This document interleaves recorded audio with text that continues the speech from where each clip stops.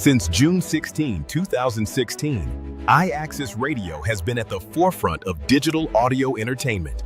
We are the creators empowering the future of visual and sound design through advanced technology and community relationships that foster unlimited growth for future generations to come. We are IAXISRADIO, the future of radio and podcast. There is no limit to what we do. Design, create, and empower.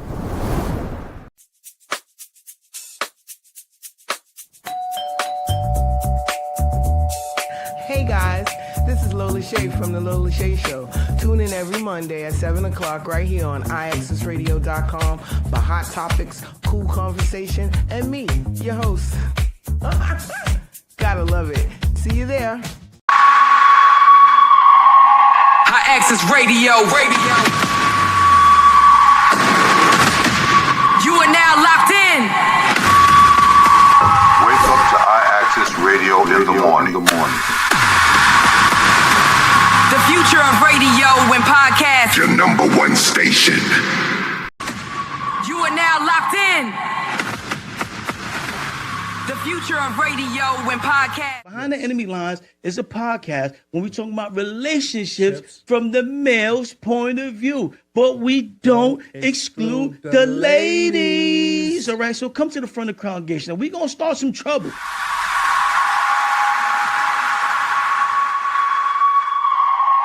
IAXISRadio. Welcome back to IAXISRadio. We've got a packed show today, diving deep into the future of creation. Absolutely. It's all about pushing boundaries.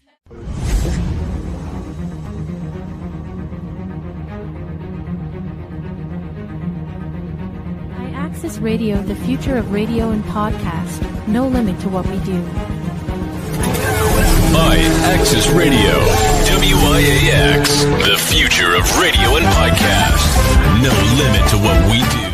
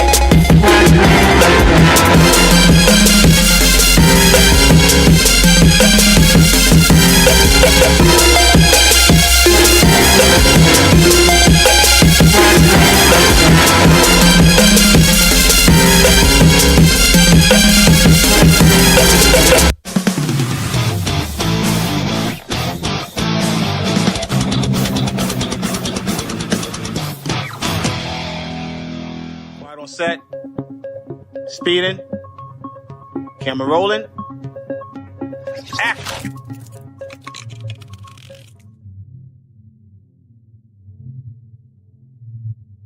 Print, cut.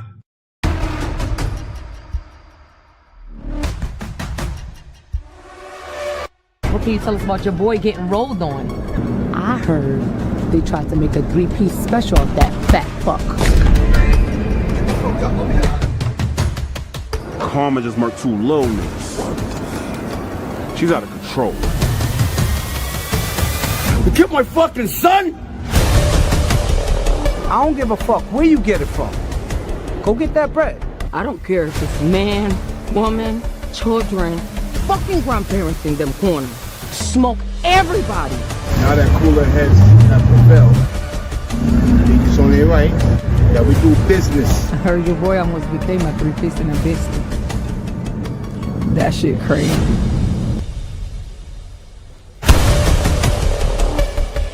If this was anyone else, it would not be a conversation. I would have bombed your fucking car. The next time you talk to me like that again, I'm gonna rip the fucking balls, cabrón. They say that people who talk too much always end up fucking up business. And what would you like to talk about? Because I don't know nothing about nothing. What the fuck, Rena? I could see if you went state to state, selling vacuum cleaners or some goddamn Girl Scout cookies for a hustle. But drugs, Rena?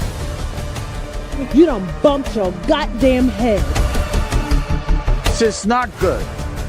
Not good at all, bro. They just tried to take our chicken.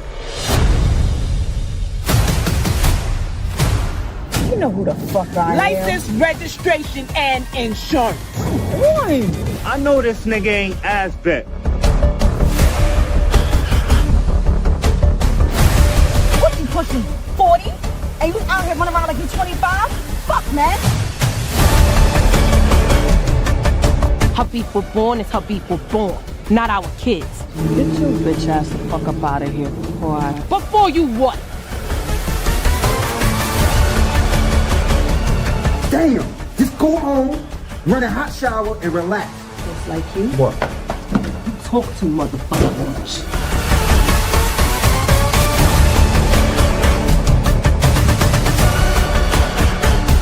El diablo's going to take you. Fuck you, maricón. When I die, I'm going to fuck the devil.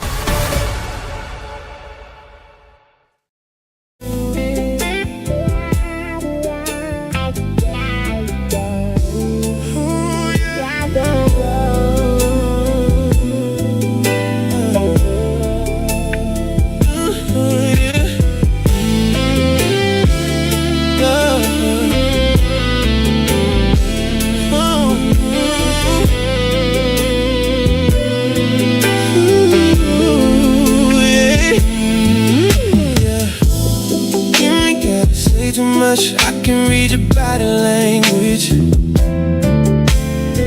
The way you're looking at me, girl, I know you feel the same tension. He don't do you right, I can tell by how you move. But if you give me one night, I'ma show you something new. I'm pulling you closer, slowing down time. Whisper in your ear, tonight you mine. Ain't no rush, but I don't play fair. When I want it, yeah, I take it there. You've been waiting on a real one, someone who can back it up. I ain't with the talking, baby, I'ma show you love. If you let me, I'ma do what it do. Put it on you like you want me to. Every little thing that I'ma do what it do for you. I'ma take my time, break it down slow. Make your body say what your lips want. Whoa. Ain't no limit to what I'll prove. I'ma do what it do for you. Got you breathing heavy, and we ain't even started yet. Your hands on my chest, girl, you know what's coming next. Lights low, shadows dancing on your skin. Once I get you there, you ain't going back again. I can feel your heartbeat matching mine. Every inch of you I memorize. You say you want control, but girl, tonight I'ma show you how to lose your mind. You ain't gotta fight the feeling, let it take control. I know what you need, girl, I can feel your soul. If you let me, I'ma do what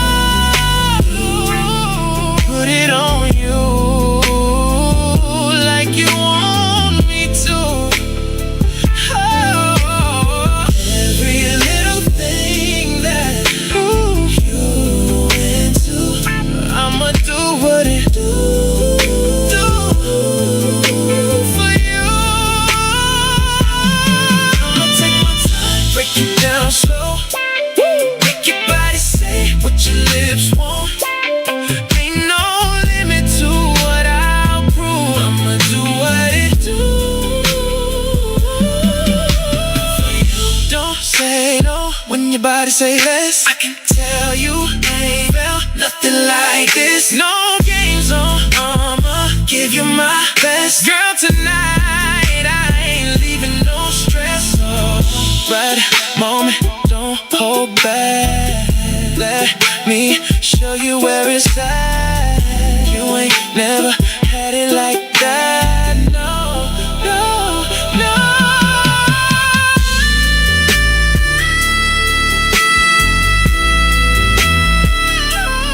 Do what I do, however you want it, baby. I'ma come through.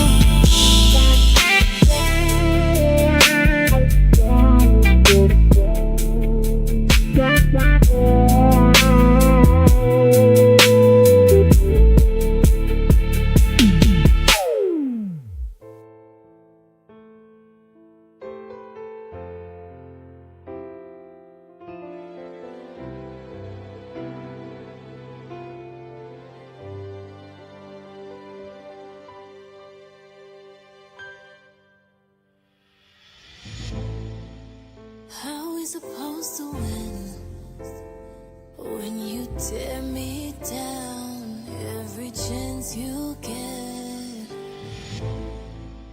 How we supposed to try when I don't wanna give you my time?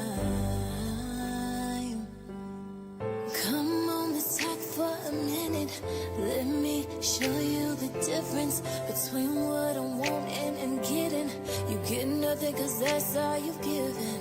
Oh baby, recognize the face. I can't get back one day. Tell me why I should miss it. I'm listening. So tell me how you're supposed to make me love. When for the last year of my life I felt so stuck. And tell me how I'm supposed to forgive the lies. I don't wanna see you back, but I don't mind seeing you cry. I don't mind seeing you cry.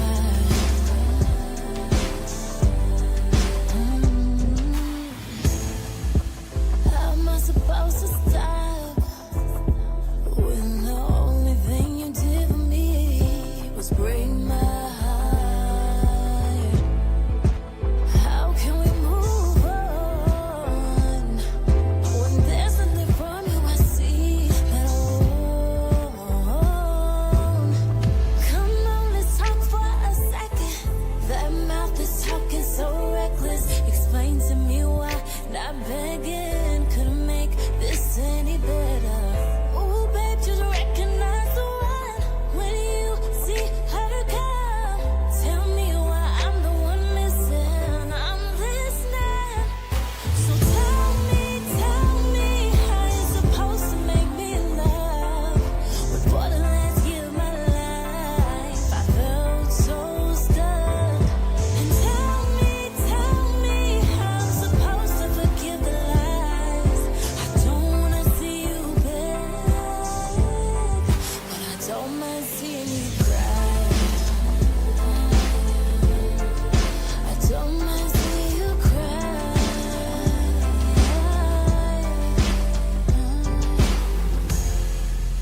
Thinking I'm the only one was a big mistake.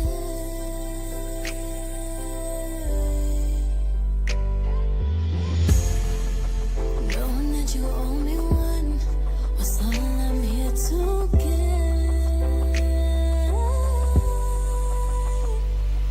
So tell me how you're supposed to make me love when for the last year of my life I felt so stuck. And tell me I'm supposed to forgive the lies. I don't wanna see you back, baby, but I don't mind seeing you cry. I don't mind seeing you cry.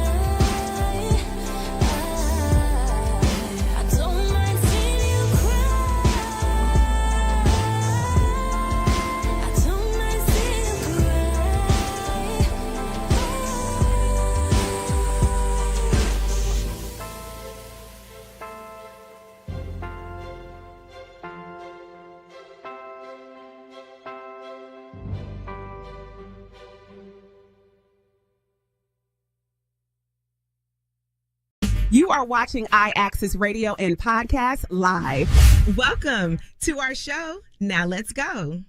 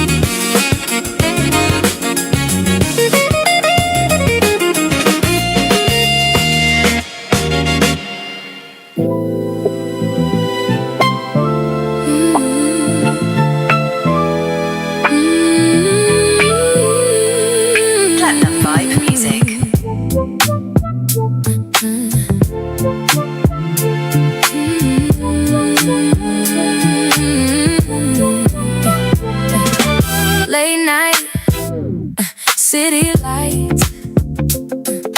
You pull me in so softly, whisper my name like you know you got me. Every step we take, yeah, the world keeps watching, 'cause every move we make got the people talking. We got the people talking. We got the people talking. We got the people talking. Oh, we got the people talking. Hey, we got the people talking. Hey, we got the people talking. Hey, we got the people talking. Hand in hand, baby, we move like rhythm. They wonder how we shine, tell them love's our prison. Yeah. Try to break us down, but the truth ain't stopping. We rise above the noise while the people keep talking. Oh, let them say what they want. We don't bend, we don't break. We got love worth the risk, worth the time that it takes. In the middle of the noise is your heartbeat. I'm calling, cause as long as I got you, let the people keep talking. We got the people talking. We got the people talking. We got the people talking. Oh, we got the people talking. Oh, we got the people talking. Oh, we got the people talking. We got the people talking. We got the people talking. Oh, we got the people talking.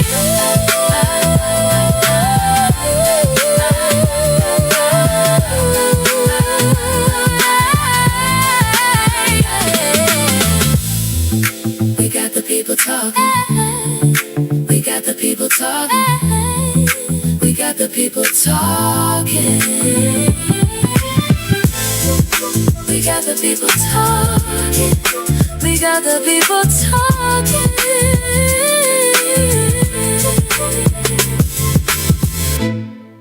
We got the people talking, talking.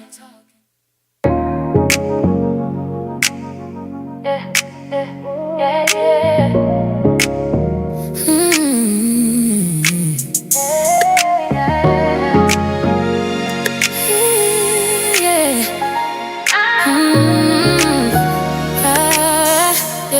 yeah. I see the way you're looking when I walk in the room. I get so burned by, I feel the tension bloom. Ain't gotta say a word, yeah, your eyes confess. You've been waiting all night just to make that move. Yes, I'm leaning in close, let the rhythm play. Got you caught up in the heat, no escape. A little tease, little smile on my lips. Boy, if you want it, you can handle this. You can hit this. If you do it right, yeah, take your time, don't rush the night. I'ma let you get a taste just a little bit, but you gotta earn it if you want all this. You can hit this. Don't you waste my vibe. Keep it smooth, keep it real, no lies. If you play your cards right, you won't miss. Baby, come close. You can hit this. Now we're 2 steps deep in a private groove. Heartbeat sinking when you make your move. Got that confidence, yeah, I like that style. Make it feel something, stay a little while. Don't talk big if you can't come through. I need that pressure, not the usual. Show me you different, show me you legit. If you want my energy, better match my win. If you do it right, take your time, don't rush the night. I'ma let you get a taste just a little bit, but you gotta earn it if you want all this. You can hit this. Don't you waste my vibe. Keep this smooth, keep it real, no lie. If you play your cards right, you won't miss. Baby, come close. You can hit. I ain't easy, but I'm worth the chase. Got that fire, yeah, that slow embrace. If you step correct, I might let you in, but don't fumble now, don't you play pretend. Got my guard up just a little bit, but you break it down when you talk like this. Make me feel safe while you keep it slick. That's the kind of energy I can buy with. Slow it down, don't you rush my way. I like a man that know how to behave, but got that ass when the lights go low. That's when I decide how far we go. So don't mess it up, don't miss your shot. I can give you everything I got. If you write me right, if you feel my bliss, then maybe tonight you can hit me. Take your time, don't rush the night. I'ma let you get a taste just a little bit. You gotta earn it if you want all this. You can hit this. Don't you waste my vibe. Keep it smooth, keep it real, no lies. If you play your cards right, you won't miss. Baby, come close, oh, oh. You can hit this.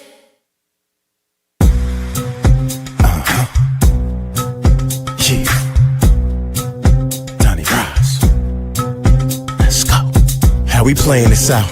Bedroom vents on the scene, or I'm taking you out. Got the short yellow dress on, looking like a mustard packet. Ass poking from the front, I smacked it. That BBL, let me park up on it. Got my CDL, always seem to fail, but not this time. Conversation go different when your wrist shine. They can't resist mine. Legs crossed and your hair up in a bun like a therapist. Waiting for a quote so you can take notes. Change clothes after giving you a straight dose of vitamin D. A bunch around strange folks. I ain't broke, good lord, your body hot. Pour some liquor on you, take a few body shots. Gonna end up with a neck brace in a wheelchair from the hour-long sex tape. I really hope that you could make it to the next date. Missed calls from your boss said you left late. Don't try kissing up on me if your breath stink. All the extra adding on to my stress rate. Big lashes, BBLs, white toes, acrylic nails, black leggings with the camel toe. For you random hoes doing damage though. Big lashes, BBLs, white toes, acrylic nails, black leggings with the camel toe. For you random hoes doing damage though. I love BBLs, not a groupie though. Tight ass leggings showing that coochie hole. I'm a freak, let the truth be told. Paper bag going over your head, how could I stoop this low? Those be the ones with the good. A few drinks that have you bringing out the hood wood. Cosmetics and all, don't be ashamed of your flaws. I know dudes that'll smash prosthetics and all. Pretty thing with the light eyes. Know how to move and take advantage of the nice guys. Play the mistress right into the wife thighs. Collect all of the earnings while you tossing and turning. I see your shadow cast off of the curtain. Lots of moaning, lots of slurping. I think shorty hit the jackpot. Started on the wrong corner, worked her way off the back block. Big lashes, BBLs, white toes, acrylic nails, black leggings with the camel toe. For you random hoes doing damage though. Big lashes, BBLs, white toes, acrylic nails, black leggings with the camel toe. For you random hoes doing damage though.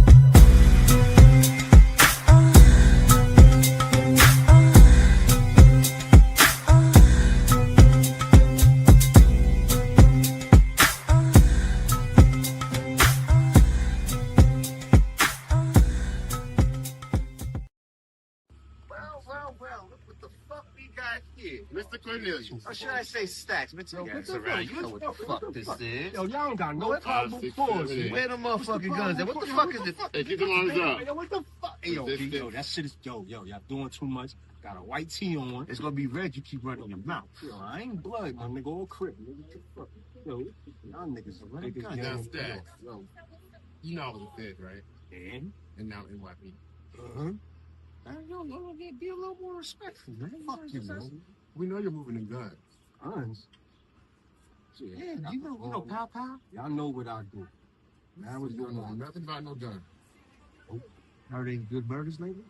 Oh, great charge. We got you, Stacks. We got you. What up, man?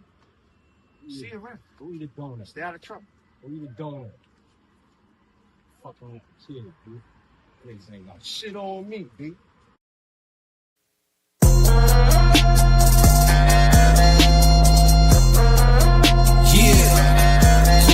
Nigga, I want my brother back in this bitch with me.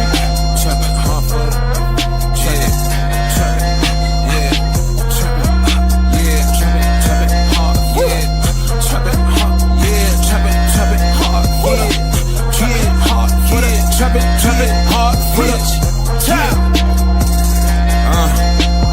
Dead summer, I just canceled summer. I got shit to do. Priority. Come first before you play. Please don't be a fool. Hot-headed niggas on alert. Please don't lose your cool. God gave you brains for a reason. Exercise your tool. Anyway, my plans for the day. Run up Apple Pay. Get a couple bags and get them all. Then get out the way. Even chef it up around this bitch. You gon' get a plate. You can hit my line 1,000 times. I'm gon' get you straight. My daughter's about to graduate from school. Gotta get this shit. I'm the only man she banking on, so I stay on this. Real in the field, niggas fighting this inflation. The two on which I got pilots, I'm pushing in rotation. I hustle hard every day, I gotta earn every week. Money circulating, gotta make this cash while I'm sleep. Team gotta eat, I'm just preparing the table. No more being broke, I gotta be financially stable. I'm trapping hard for the summer. I'm trapping hard for the summer. I'm trapping hard for the summer. Hard for the summer. Trapping hard for the summer. Yeah. Woo. 365, I need motion promotion. The plug told me double up. Ooh. bitch, I'm the coach, I'm the quarterback. Play your position, now huddle up. Ooh. I used to hustle for fun on the side till my trap it went out of there. Now all my hoes, they be bitches. She really just pissed, I don't fuck with her. 24 hours a day, every minute. I get it tonight in the morning, I flip it. I told these niggas I'm quitting to get a reaction. Like, really the nerve of this nigga. Trapped in the spring through the summer, the winter. Just me get my digit, me get my digit. Been having zips in the city. Your mama shop with me, your daddy be spending. I hustle hard every day. I gotta earn every week. Money circulating, gotta make this cash while I sleep. Cause the team gotta eat. I'm just preparing the table. No more being broke, I gotta be financially stable. I'm trapping hard for the summer. IAXISRADIO. You are now locked in. Wake up to IAXISRADIO in the morning. The future of radio and podcast. Your number one station. Yes, sir. Yes, sir. Yes, sir. Welcome to Community Megabytes on IAXISRADIO. I'm your host, DAVON Franklin. And yeah, we got a nice show. We got a nice show that we getting ready to get into, you know what I'm saying? Live topics. So without further ado, man, we're gonna get into this, man. We're in the segment of point of contention, and I wanted to have a nice little discussion with my brother Devin. So we're gonna bring him up on the board. What's going on with you, pal? Oh man, life done hit you hard today. I see. Hard day at work.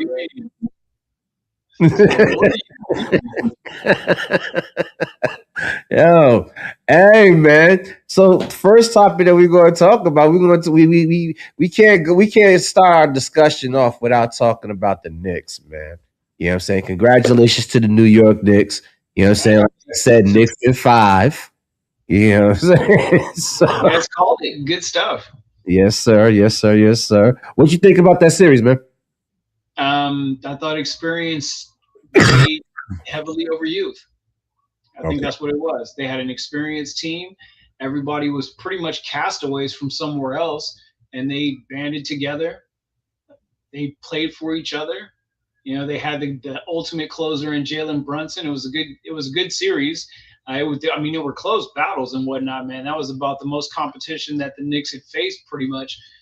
Even though Atlanta won more games, it was pretty stiff competition, and they were able to overcome. So good for them. Would you consider it more of a Knicks victory, or would you consider it more the Spurs choke? It was a Knicks victory because they had a history or a track record of this year coming back from behind and then closing things out in the fourth quarter. It wasn't something that was brand new. It was almost like, they played to their strengths, right? They give the lead or whatever, and then they band together and they stay focused. They don't turn over the ball a whole lot and all this other stuff. And then they have, their plays, they run their sets and whatnot. But it was experience because, I would say it was the Spurs choking it off if the Knicks hadn't been doing that all year. Okay. Fair enough. Tomorrow, we have the parade going on, the celebration parade for the championship parade going on tomorrow. You know what I'm saying, in the city. So now I know you guys haven't been there in a while when it comes down to the Knicks, but please act like you've been there before. No. Like, don't be hurting each other, man. No violence and whatnot. It's supposed to be a celebration. People don't have to lose their lives. They don't have to go to a hospital and stuff like that. They don't have to be getting hurt and stuff like that. Let it be a fun family environment, please.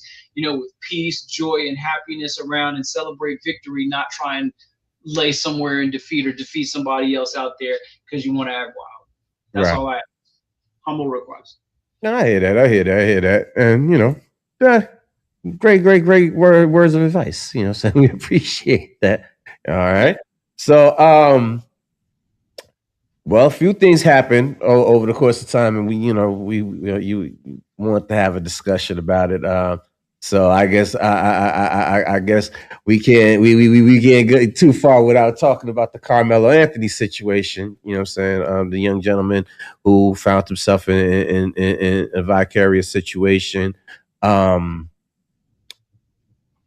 unfortunately, a gentleman got killed. You know what I'm saying? Young man got killed by the name of Austin Metcalf. And condolences to the family. You know what I'm saying? But there's a lot of heat and a lot of controversy surrounding that story. So, first of all, I want to get your feedback on what you think about the case and the situation at hand, because they're giving him Carmelo Anthony a guilty verdict, 35 years, I think it is. So there's a couple of ways that I can go on this, and it might seem controversial, but really it's not. You do the crime, you do the time, right? This is the thing that I think of more so than anything else. Not the fact that he was in that tent or whatever. I'm wondering if anybody from the schools or whatever are going to be held accountable in the first place, because what happened there was that the school designated this area to be a safe space for the visiting team, because that's who it was, right? Mm-hmm. That was in that tent. So the school designated this area to be a safe space for that visiting team. Carmelo Anthony shouldn't have been over there in the first place. That should have been something that was written and forewarned in policy from the school board, or whomever it was that deemed that the safe space for Austin Metcalf's team. Carmelo Anthony shouldn't have been over there in the first place. And so while you're sitting there talking about how you should be defending, or he should be able to defend himself, yes, but no, because that was a designated space for that team, and he was not a part of that team. So that's where it starts off at, in my opinion, right? Now, the verdict, I mean, you can draw apples to apples. This person did the same thing and got lesser, whatever it is. There weren't a whole lot of black people on the jury or whatever. You can take it down there or whatever the case is. But what if the simple fact that there were supposed to be black jurors on there, and they would not have been able to give an unbiased opinion, or they were already emotionally charged and you already kind of knew what they were going to vote for? It would have ended up being a hung jury or something like that. So I don't know. But there's so much to go on it. First, start with the fact that that was a designated area for the visiting team. He should have never been over there in the first place. Well, wouldn't there be bias? Couldn't you consider the same thing, the bias with an all-white jury? You know what I'm saying? I mean, yeah, you probably could. I mean, but that's not the point, though. In my opinion, that's not the point, because it starts with the school or whomever was the holder of that venue. It starts with them providing a safe space for the visiting team, and everybody in that home area, arena, whatever it was, adhering to the safety that's provided by that home team. Yeah. It doesn't escalate anywhere else if it's nipped in the bud before that even starts, because that was a designated area and he was in violation. Okay.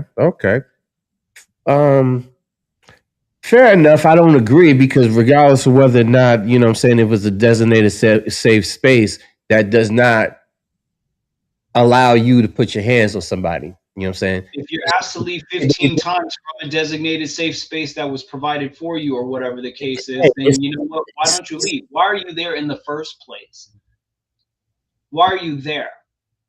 If this is the home team or whatever, and this is the safe space that's provided by the visiting team or whatever, right? Then you have a plethora of other places and spots that you can go that can get yourself out of the rain or out of the elements, right? Because that's your home field.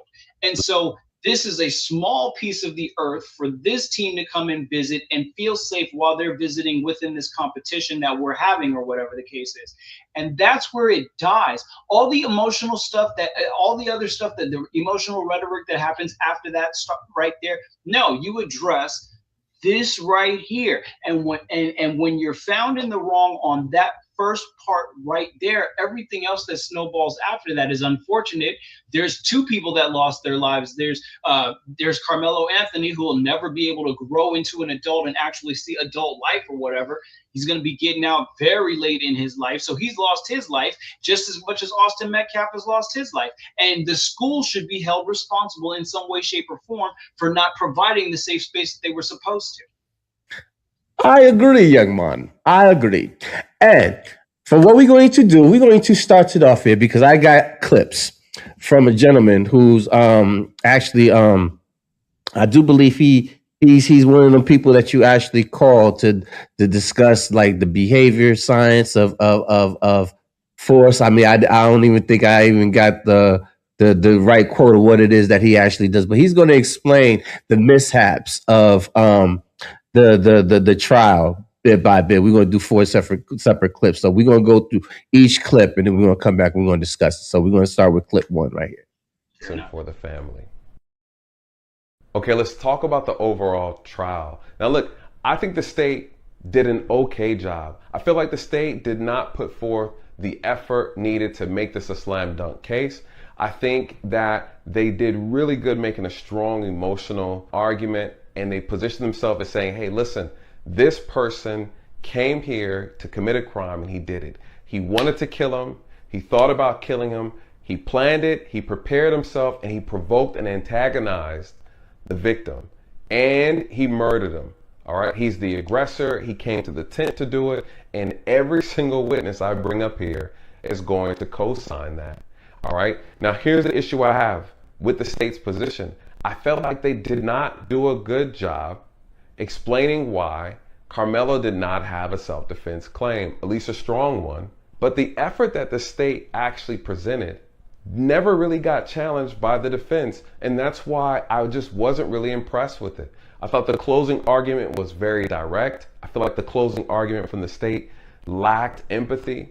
It was just like, he's a criminal. He came there for one purpose. He was a thug. He wanted to kill him, and that's exactly what he did, right? The state did not empathize with the fact that, hey, this is a young man. I know he made a mistake. He made the wrong mistake. He thought about it. He planned it. He provoked, and this led. He could say it's an accident, but guess what? The reality is he took this person's life. He killed this person never coming back, right? I feel like it just was so direct. It was so callous, and it was straight to the point. Now, that could be problematic, assuming the defense puts on a really good presentation. And the defense did not, you guys. And this is why I felt like the state's presentation of the information, of the facts, was a little bit lackluster.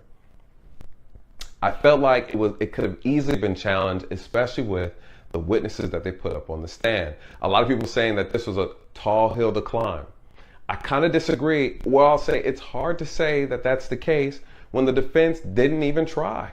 Okay? And so here's the thing. Hunter wasn't even brought on the stand. Carmelo wasn't brought on the stand. Everything in this trial just looked really suspicious. So now let's talk about the defense. All right? And so, shout out to the Minty Men. Did anyone look into their history of possible bullying? Yes, and that's another part of the puzzle as well. It's like there's been discussions that the kid in question that got killed, him and his brother was known in that area for terrorizing people in that area, bullying people all over the place in that area. So these are not the first incidents that these young men that got themselves into where they were bullying and forcefully messing with an individual. You know what I'm saying? Saying that Carmelo Anthony was taking pictures online and posting pictures online with guns and stuff like that, and so that should be held against him as well. I don't believe that either way. I mean, because yeah, they could have gone around bullying people or whatever the case is, just like he could have been going around portraying himself like a thug with his guns. Here's the thing. When you're talking that breeds the case of self-defense if you're bullying and you're attacking an individual. You know what I'm saying? Like, and we're gonna discuss more. We have more to act. That's like saying that Carmelo was out there and killed Austin Metcalf as some sort of gang initiation. Oh, that was a rumor that was going around as well, or at least that's what some people were stating about that, is that was some sort of gang initiation. And I'm not subscribing to any of that stuff. There was at a track meet. He's a student athlete.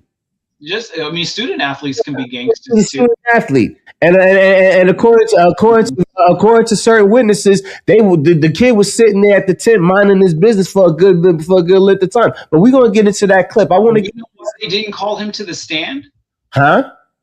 Is there any statement on why they didn't call him to the stand? His defense. That's what we're getting ready to get into, because there's a conspiracy about how this whole ordeal in this trial has shaped up and some of the reasons why. So we're gonna get into this next clip right here. Come right back. And why I'm disappointed in the defense. Some people saying that he didn't have much to work with. I disagree. Right? There are things that I believe the defense missed opportunities on, which is a really good cross on the witnesses. There's a lot he left on the table. There's a lot he didn't object to. All right. And he just allowed the witness to create an image of Carmelo Anthony and never really locked them down into their story. A lot of them were caught contradicting their statement from what they told the investigators initially to now what they're testifying to on the stand.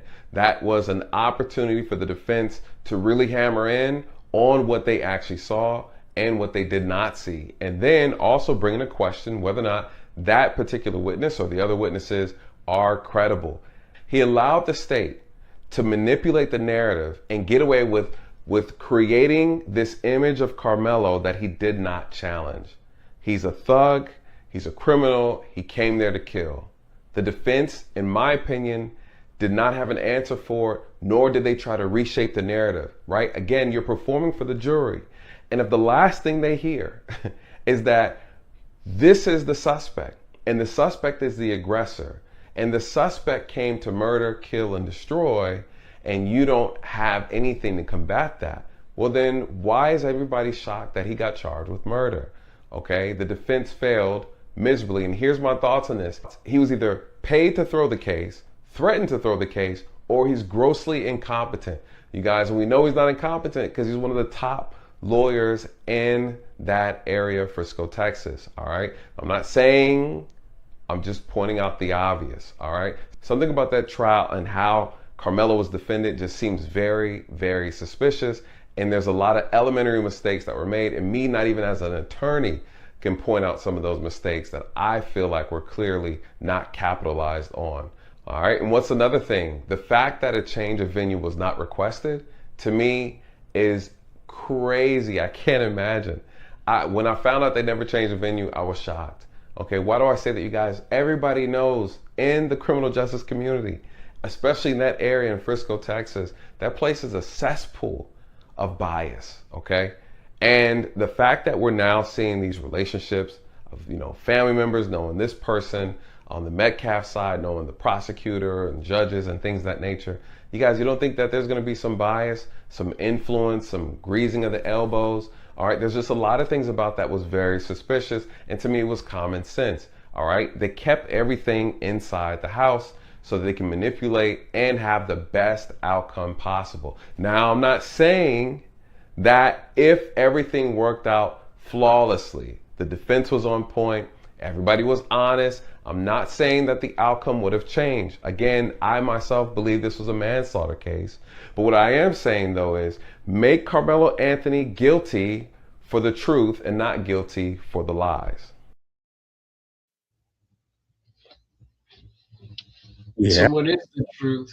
The truth is that if he's going to have a complaint about the lawyer or whatever, if I'm not mistaken, that GoFundMe that they raised for his defense was around $700,000. So how much of that $700,000 was invested into the defense? I don't know that. I don't know the numbers on that. Like the gentleman said, that particular attorney is one of the top attorneys in the area. In that particular area of Texas. And like you said, the relationship, whereas the Metcalf kids' family knows the prosecutor as well as the judge, as well as the warden at the prisons. So you know what I'm saying? That does lead to a little a suspicious, like well, what's going on here? Especially considering the fact that you have a whole bunch of witnesses that recanted their stories or did not testify. You know what I'm saying? Matter of fact, we're gonna get into the third clip. We're gonna come right back. We're gonna get into this third clip. This was probably the biggest red flag in the entire trial, and this is when I knew the case was thrown. You guys, there was no expert witness called. You cannot have a case of this magnitude trying to defend against murder using self-defense, and you don't have an expert witness for use of force. You guys, that's my job, right? That's what I do. Attorneys will call me to examine use of forces involving police officers. So in this case, I am shocked that one wasn't called. Not only that, no medical expert as well to discuss the knife and how much pounds of pressure needs to go and pass the breastplate in order to touch the heart. What does that look like with the knife being folded? Is that even possible? Was this an accident? Can we prove it? You know, what direction was the person going in? Was Austin coming forward, or was Carmelo going forward? Was the blade entered under, or was the blade entered over? You guys, all these things matter as we look at this case from a deeper level in order to strengthen and bolster a use of force claim.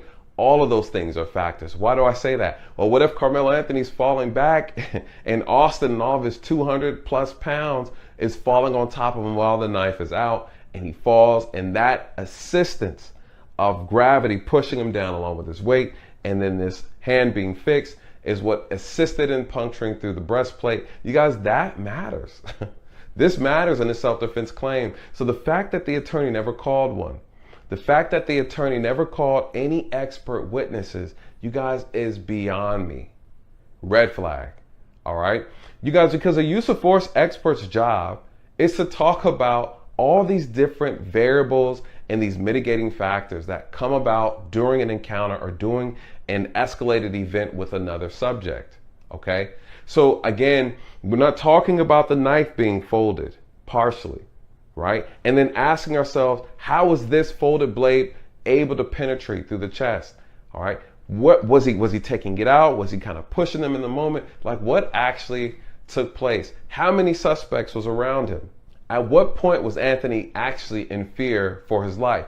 Talking about those stages of emotions, right? Having another expert to talk about the psychology of it all, like what actually is going through the body. Listen, he suffers from epilepsy. Did he take any medicine that day? Did the medicine have an impact on his rash decision? You guys, those things need to be brought up in order for the jury to understand why he did what he did in the manner in which he did it. Does epilepsy medication cause you to be what? Aggressive, right? Maybe irrational, right? So all these things matter. Was it in the system at the time, you guys? The fact that none of this was unraveled or to have that real discussion lets me know right then and there that this attorney was up to no good. Why would he do it? It doesn't make any sense. You guys, we miss so many opportunities to just have a case explaining self-defense. Okay. So now I'm gonna get to this last clip because, like, all the clips that I'm showing you right here is basically is reasons for his appeal, why he may get an appeal. But we're gonna get back and talk about some other shit, but as far as what possibly happened and what was not shown for the appeal. They're trying to get another GoFundMe or something like that, isn't it? I mean, I don't know. For his appeal. We're gonna take a look at this next clip right quick and come right back. Ooh, Hunter never made the stand. Why is that? A lot of people are confused. That's the star witness for the state, or was he really? You guys, Hunter Metcalf making on a stand was going to be problematic. And in my opinion, I truly believe that Carmelo did cause some provocation. I do believe he went back and forth and they're cursing each other back and forth. I believe this case is a tale of two egos clashing. The reality is Carmelo should have got up and walked away. If things started to get a little heated, things started to get a little dangerous, he should have got up and removed himself from that situation. That's what I tell my loved ones, my nephews, and other kids that I talk to, that you need to remove yourself from a situation before it gets hostile. That's beside the point. What's the reality? He didn't have to get up. You can't go and touch people and force them and move them because you don't want them there. Doesn't work like that. You should have got an adult, you guys. Listen, a clash of two egos has brought us here, and someone made a decision that he cannot take back, and a life was taken. Hunter should have been brought on the stand to testify to what he saw. Why do I say that? Well, because he is the primary aggressor. He's the initiator of this entire thing. He spawned this entire problem. He should have went and testified. Why was Hunter not brought on the stand? Because guess what, you guys? His mere presence and explanation of the events would have implicated himself as an aggressor towards Carmelo, which would have boosted his self-defense claim, looking at the facts that it's going to be probably 2-on-1. When you look at the size of Austin and Hunter, these were large boys. Not to say Carmelo wasn't tall, and not to say he didn't weigh over 140, maybe 150 pounds. He was, and in fact, outweighed by two twin brothers. Does that help his case? Possibly. This is the big difference between murder and manslaughter, you guys. The fact that you can speak to a fear. When did that fear take place during this encounter? At what point did you feel in fear for your life? It doesn't mean it has to be legit. It doesn't mean it has to be reasonable, but we need to know when that actually occurred. But if you're sitting down and you are participating in the verbal assaults, you're threatening him, he's threatening you, you guys are going back and forth, guess what? This is mutual. This back and forth provocation between both parties. You guys, it doesn't look good on either side. And quite honestly, it's a possibility that both sides decided not to call Hunter because it would have ruined the self-defense case, okay? And also it would have incriminated Hunter. So it's very possible the defense and the state said it's best we don't bring him up at all. But why would you not bring up Carmelo? You guys, this was another red flag. A case of this magnitude where all the chips are stacked against you. Over 20 plus witnesses, a best friend that betrayed you, who claimed he had his phone up but never recorded, video missing. It looks like people have tampered with evidence, coerced witnesses, and you don't take the stand. You guys, Carmelo was the last voice to explain all the missing pieces, to clarify all the false narratives. We want to know why you had the knife. We want to know why you pulled it out. We want to know why you said, as long as you don't touch me. You guys, we need an explanation. And the only thing the jury's heard was that this thug came to the tent, refused to leave, wanted to cause problems, and stabbed a young kid over it. He never spoke up for himself, you guys. And that ultimately is why I believe he got convicted of murder. People are talking about 35 years and it's too long. You guys, he took a person's life. And at the end of it all, the reality is this, and I say it again, that if you're going to convict him and find him guilty with the truth and not the lies. And if your case is as strong as it's supposed to be, and that the story is what the story is, then the truth, regardless of what it is, the outcome is still going to be the same. I stand firm in what it is that I said. When it comes down to it, the people that should be held accountable are the people that were supposed to have provided that space, that safe space, which would have been the school or whoever was running that facility. That's number one. Number two, he was talking about fearing for his life, but and Hunter potentially being the aggressor or whatever, and he should have been called to the stand because he's a potential aggressor. The aggressive act happened from going over to the visitor's tent in the first place. Nothing else snowballs from that moment at all without you taking yourself over there, which should have already been explained to you by the school or whoever was holding that facility, who was in charge of that facility, that this is the designated safe space of this team over here, this visiting team, and don't find yourself over there for fear of maybe detention or suspension or whatever it is. Don't be the aggressor, because that's the safe space that we provided for this team. And that's all there is to it. We can do this woulda, coulda, shoulda stuff. And yes, he has some valid points when it comes down to defense and calling these people to the stand and all this other stuff.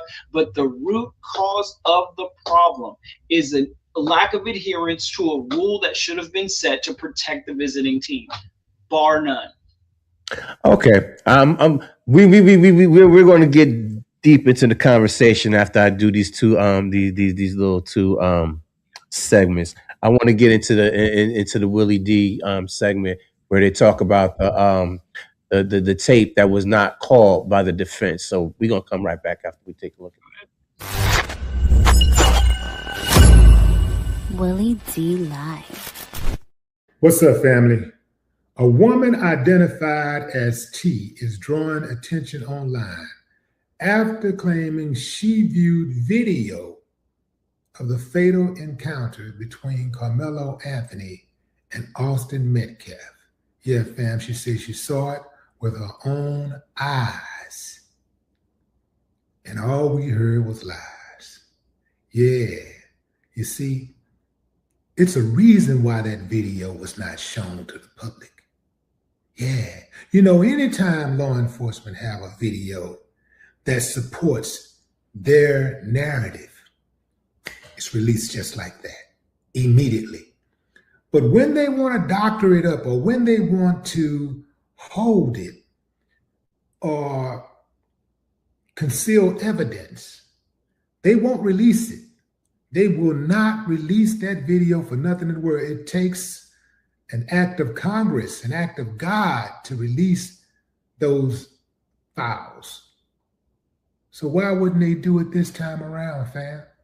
If the video, they know that there's public outrage, they know that people are saying that Carmelo got railroaded, why not release the video?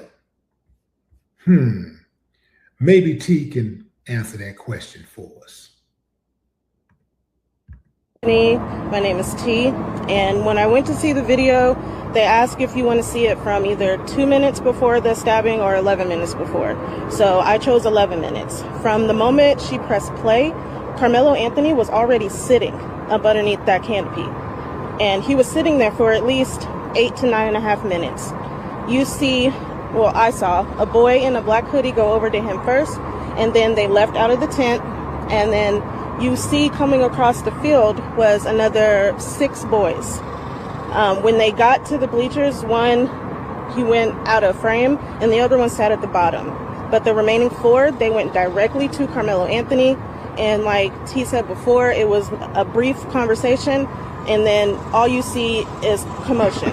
And we know from the interviews that Hunter did, we know that Hunter was, in fact, up underneath that tent. The next thing you see, you can see Carmelo in the midst of them assaulting him. You can see Carmelo trying to back out, but he gets pulled back forward. The next thing you see is Carmelo, he comes shooting out the back, but he's still not standing. And he had to like kind of crab crawl backwards, and he had to like jerk away from them because they still had a hold of his hoodie. He goes up a couple bleachers and he's looking around for which way to go. He runs diagonally down the bleachers and then he falls. At the time of him falling, that's when I noticed another 3 boys coming down the bleachers chasing after him.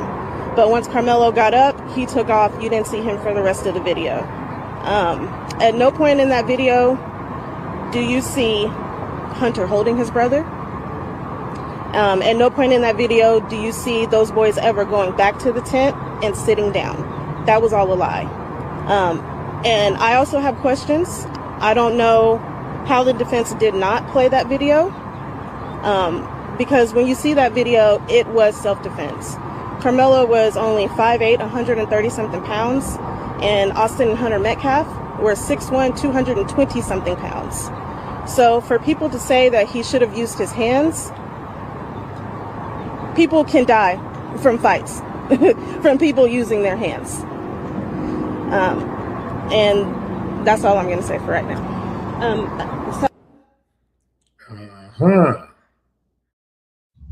So that sounds like a 4-on-1. So not only do we have grounds for an appeal, you know what I'm saying, we also have grounds that it's possible that there was actually miscarriage of justice of them hiding tape evidence and shit like that, where he actually was self-defense. It was actually self-defense. You know what I'm saying? So, go ahead. I still stand firm in my position. If that lady is saying that he was sitting there for 8 minutes before being approached by somebody in a black hoodie or whatever the case is, then a school official, teacher, whatever the case is, knowing that this dude is from that school or whatever, should have gone over there. That should have been the first encounter. Hey, this is the visiting team section. You need to go find yourself elsewhere. That's what I feel. 100%, because that's where the ball was dropped. So once you take it upon yourself, you know what I'm saying, to not go get the school age or the coaches or whoever the authority figure was, because like, you know, I ran through a whole bunch of clips, you know what I'm saying, of individuals talking pertaining to the situation, and a lot of them say the same thing. You know what I'm saying? Especially when you talk about kids, young kids, it's like, we're the same age. You can't tell me nothing. You know what I'm saying? Right. So it was left up to them to go talk to the authority figure to go get them to have him removed if it was that much of an issue. If what they were saying was the actual truth. When you take it It's upon not about them having to go snitch on anything, because you know the social pressures of being a teen and all that other stuff, and the testosterone, exactly. Nobody in their right mind is going to stop what's going on and go over there and try and find an official or anything like that. More so than anything else, like she was saying, which what Chuck D was saying, which is what you're saying as well, is that there would have been more people videotaping what was going on anyway, because that seems to be the trend that a lot of people do. But when it comes down to it, it's not about them stopping themselves from being adolescent idiots, because that's what we are when we grow up in adolescence, being filled with testosterone and all this other stuff. It's not incumbent upon them, because they're not going to make the right decision when it comes down to that. No, then they have how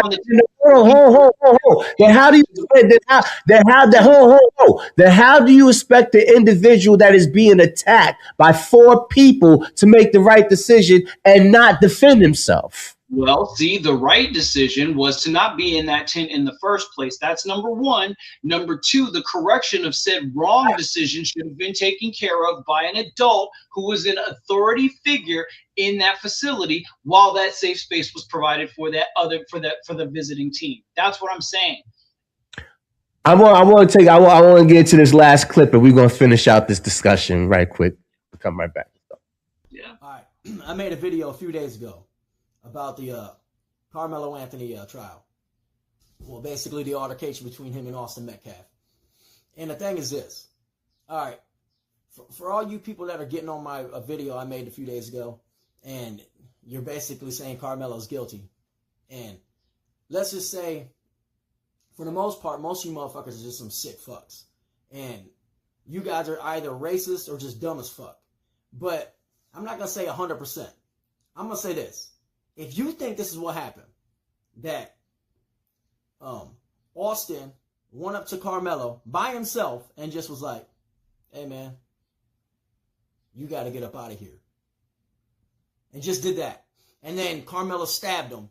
Yeah, it makes sense why you would think Carmelo should go down. If that's the only context you believe that happened, then yeah, it makes sense to you that, and I would agree with you, damn, that's all that happened, he shouldn't have stabbed him. But that ain't what happened. And the fact that you're omitting everything else makes you a sick piece of shit. And I'm going to tell you why. I'm going to tell you like this.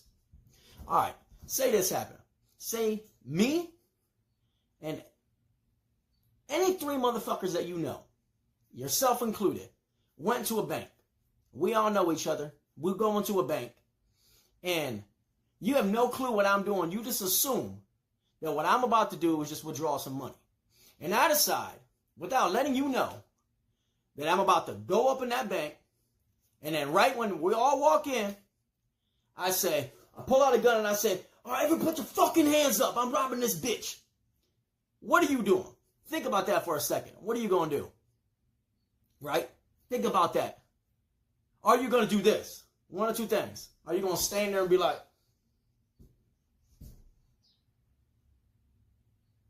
yeah, he's robbing this bitch? Or are you going to be like, what the hell, dude? Like, calm down. What are you doing? Think about how you would respond to that. All right? Now, let's say you go with the first route, where you sit there and you go, try to puff up your chest and like you tough as fuck, right? The cops come barreling in there. Are they going to think you are part of the robbery? Or are they going to think that you had nothing to do with it? Now, keep that in your mind for a second, because I'm about to break it down to you. All right. Because then I made it, in that first video I made, I said that, and I'm saying this right now, the more I think about it, they should arrest Hunter Metcalf. All right? Because we know for a fact, Hunter has something to do with what happened between Austin and Carmelo. How do we know? When the shit first went down, what did Hunter say? We. He didn't say Austin. He didn't say I. He said we, meaning him and Austin and a couple other friends were telling Carmelo what to do. They were telling Carmelo what to do. You can't omit that out of what you think how Carmelo's guilty. You can't omit that. You can't say that happened and then leave that out because Austin's the one that put his hands on Carmelo. You can't omit the fact that the rest of them were involved. Why can't you? Because in the state of fucking Texas, the multiple assailant, there is a fucking law. Multiple assailants are the equivalent of a weapon. So, the fact, and don't lose me here. the fact that they all approached Carmelo and they all were telling him what to do. All right, now think about that for a second. You have no right to say that. For one, Carmelo ain't got to listen to what thing they fucking say. He can say what the fuck he wants. He ain't got to listen to what them motherfuckers say. If they tell him to move, he can decide to move, or he can just sit the fuck still.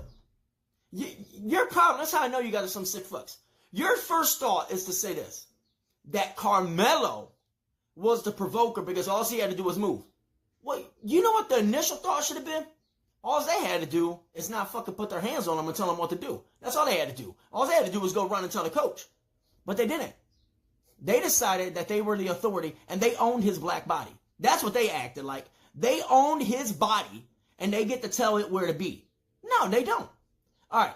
So who are you to say that Carmelo, sitting down, who never got up, has to look up at Austin because you think there was only Austin involved? But like I said, Hunter already admitted that he was involved too.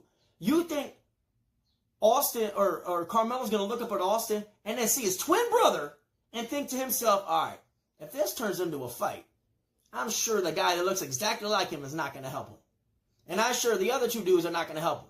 So he had every reasonable feeling to believe, all right, they're against me. They are against me. So at the point he had that feeling, and then it escalated from them telling him what to do to one of the attackers putting their hands on him. That's multiple assailants, you stupid fucks. The moment that happened, you can't just omit that. Because you can look up the law. One of them has to attack them. Not all of them, just one. Once one of them does, and they were all involved, they're accomplices. The same way you're in that bank, if you're standing with your chest puffed out, and you ain't trying to stop me, right? And even if you ain't trying to stop me, you ain't letting it be known, look, I ain't got nothing to do with this shit. They didn't do that. They didn't say, yo, Hunter, what are you doing? Or Austin, what are you doing, dude? Just calm down. They didn't do that. They stayed there in an aggressive nature, showing Carmelo, we are in solidarity with this boy. We are against you. The fact that they did that makes them all accomplices. That's why it's a big deal. It doesn't matter if they all put their hands on him. One of them did. One of them did, and they were standing there trying to intimidate Carmelo. That makes them multiple assailants. So the fact that that was happening, you can't omit that. And the fact that you are makes you either racist or you're a dumb piece of shit.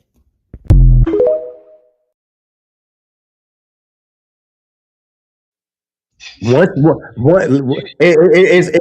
like you decide to jump somebody, the offset, whatever it is that I use to get your ass up off me, that is now mutual and it's fair.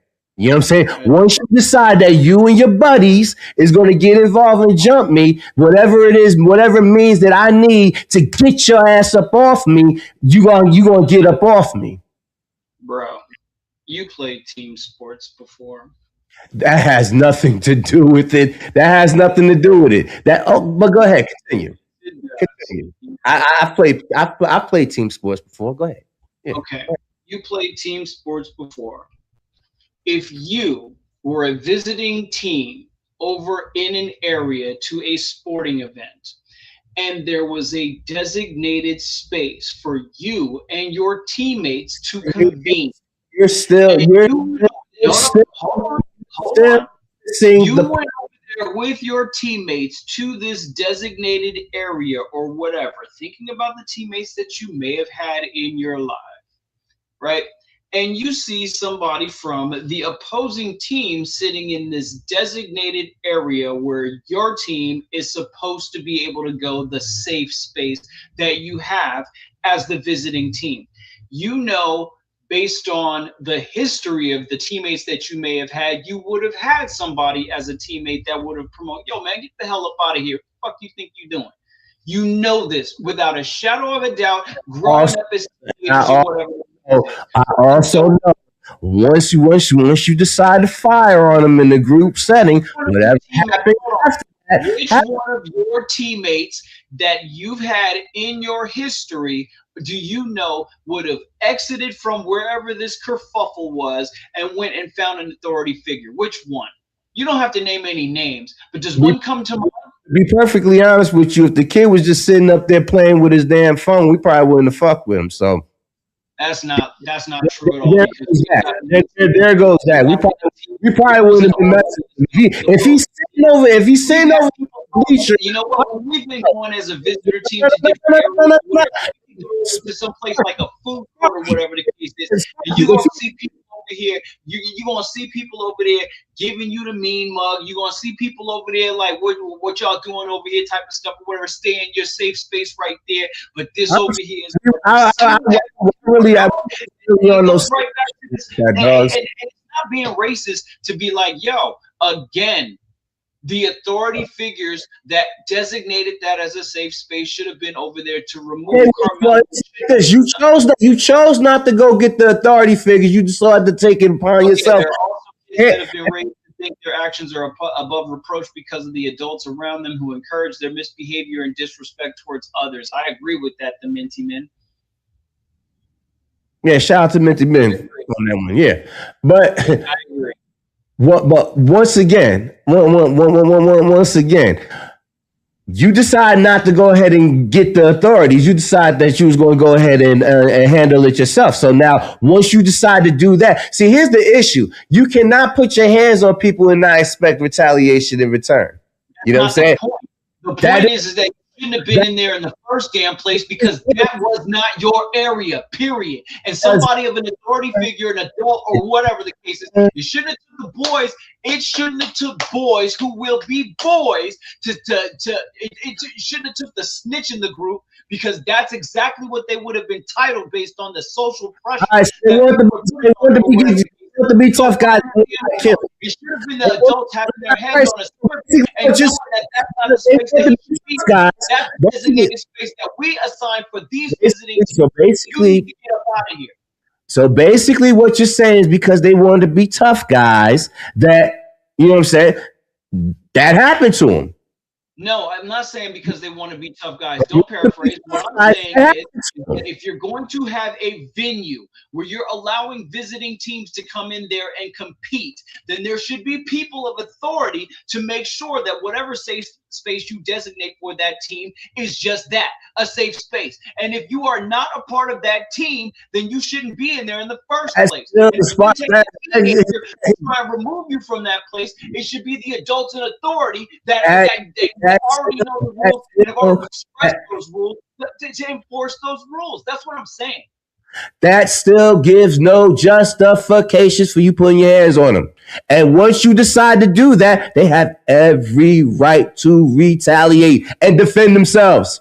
And if this is what you're going to if this is what we're going to keep trying to teach our youth or whatever the case is, then we're going to have more Austin Metcalfs dead in the ground, and we're going to have more Carmelo Anthony's locked away for 35 years. How is that solving anything? No, what you do is, because these are valuable lessons in life, you teach your kids to keep their fucking hands to themselves.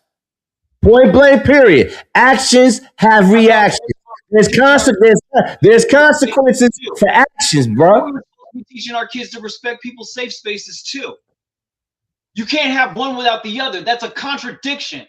That's a damn football field, dude. That had absolutely no. They had designated 10 for bro. They took it upon. The problem, that is the seed that plants the devastating tree. That's what it was. No, it was not. And we can get into semantics and we can get into keep your hands to yourself, whatever the case is. But you know what? Provocation is there. It is, because you shouldn't be there. And somebody of authority should have told you that you shouldn't be there if you didn't understand that for yourself. Like the dude said, he could be wherever the fuck he wanted to be at. They don't own the spot. Because it was designated by the home team that was not an area. Where in the hell that he wants to, because that was a place that was designated by the school. That still gives you no right to put your hands on somebody else. What the school said was this team does not matter. It does not matter. That goes completely out the window once you assault somebody. It does not matter. It does not matter. It does not. It wasn't. None of this happens. None of it happens. Nobody puts their hands on Carmelo. No, he doesn't have to retaliate. He doesn't have to protect himself. He doesn't have to feel fear or anything like that. If he adheres to the rules of the school in the first place, you keep your hands to yourself. You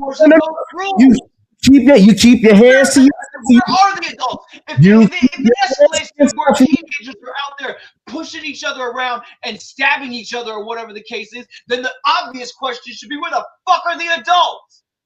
Well, that's the main question, because how long did that go on? How long did that go on? He was there under the tent like that lady said, 8 minutes. What took them so long? Well, apparently they felt it was cool. Like I said, according to the other eyewitness that watched the tape, the kid was sitting there minding his business for 8 minutes, and then they came across. You keep trying to justify bullshit, man, and that's what it is. Bullshit. You go anywhere. You go anywhere in society. You cannot say, hold on. You cannot say that he was minding his own business if he was in a designated area for the visiting team. It's impossible, because he's not minding his business. He is not in a space that's designated for him. Therefore he's not minding his So are we inhabiting gang culture? Because that's gang mentality right there. That's gang mentality. I'm a jump on you because you're over here in the tent area that you're not supposed to be at. What does the end result happen with that? What does the end result happen when you decide you want to do mob style vigilante justice? You know what I'm saying? And take it upon yourself to go remove somebody, put your hands on some. And according to them, it wasn't even a removal. They jumped the kid. You know what I'm saying? According to the eyewitness, he was jumped. Okay. He was jumped. Back to what I'm talking about. If he wasn't there in the first place, which was not a designated area for him to be, if he was there and he was there for 8+ minutes or whatever, if he's not there, none of this starts. If the adults that are supposed to be there are enforcing the fact that you're not supposed to be there, because that's a designated area for this team. This is the same space that we providing for them. No. You have no right to be claiming that you were not, you felt unsafe or whatever the case is, because that's not your safe space. That's their safe space. That still gives you no justification. Gives you no justification. You questions. All right, you went into a safe. You went into a space that was designated for them as a safe space. You were also armed. Why were you there in the first place, number one? And number two, why were you armed? And I'm not saying you can't arm yourself or anything like that. Do what you got to do to protect yourself. But those are two valuable points that would have ruined him being on the doggone stand, because you shouldn't have been in there in the first place. And if you were there, then where was the school? Where was the teachers? Where were the people in authority that could tell you, once again, reiterate, enforce the rules that you are not supposed to be here because we authorized this space for that team? None of this happens if the rules are adhered to and enforced. The Minty Men said, we all know that in real life, if several people antagonize and threaten us, we will do what is necessary to survive the encounter. That bunch that put hands on him can actually constitute a gang. Exactly. That's not left up to debate, Sparky. That's not my point of contention. I'm not saying that all the fallout that happened from that wasn't. It was the effect of what the cause was. But see, we're missing the cause, and that's the thing that's driving me the most crazy about this. Missing the cause. We're not missing the lack of adherence to the rules. That was the cause. I don't give a damn what emotions are behind it. I don't give a damn what justifications or whatever else that falls after that. The starting point, the genesis of all of this happening was that he was in an area that was designated not for him. And anything else that happens after that is the fallout. And it's all unfortunate, but you know what? There were supposed It to was be like all unfortunate when they decided they was going to jump that kid, and unfortunately, he ended up having to defend himself and killed the boy. Now, what we're looking at is how this appeal is going to go with all this new information that's coming out that wasn't presented at the trial. and all that other stuff, just like he was saying. I would have taught my kids, and I teach my kids, that if something like that gets a little bit heated and you have to find yourself exiting a situation, I'm paraphrasing obviously for him, but you should find yourself leaving that situation. Or you teach your kids that, all right, if there's a designated area for a visiting team, don't find yourself over there unless you want action. You sound crazy. Man. On the field of play or any of that stuff. And they do have rival schools and rival teams, and they don't like each other because of the name tag or the name of the doggone school. But the reality of the situation is this. There is an authority figure that stated that this was supposed to be a designated space, safe space for this visiting team. You, as a home team person, is not supposed Here it is, Sparky. That authority figure that designated that as their safe space should have been the authority figure that those kids went to go talk to remove him if that was such a fucking issue for him. The fact that they did not and decided to take it into their own hands and he had to defend himself. You are on your sports team. You have been the person that left that whole kerfuffle to go find an adult. What happened? See, you can't. You sound crazy. On a sports team and something like that was happening, would you have been the person? No, you sound crazy. That left that thing happening right there with your teammate to go find an adult. Would you have been that guy? You not sit up there trying to justify them kids jumping on him because he wasn't in there. He wasn't in space, but then sit up there and act like he didn't have the right to defend himself while they jumping on his ass. All right. Mom, whether or not we're supposed to be there or not, equally they could have called an adult. Okay, so Minty Min asking this question as well. If you played sports growing up and all this other stuff, if you're in that same situation and you're the visiting team and a kerfuffle is happening or whatever the case is, are you the guy or gal? I don't know your gender and I don't want to misgender, but are you the guy or gal that's going to leave that thing to go find an adult? If it actually meant that much, I mean, why did it even mean that much to you? Have you been that guy that when your squad, your group, your team, or whatever is getting into something with another person? No, I never been that guy. But here's the thing: you put your hands on me. You put your hands on me. We're gonna test the fire. We're gonna test it. That's how that goes. No, I'm not the one that's going to go run to the no. But the moment you decide that you want to put hands on me, then however I get to do you is how I'm going to do you. Exactly. That's exactly my point. There is an underlying racial factor which is being ignored. Negatively engaged Carmelo by surrounding him and putting hands. Even adults would have reached in, like if in danger.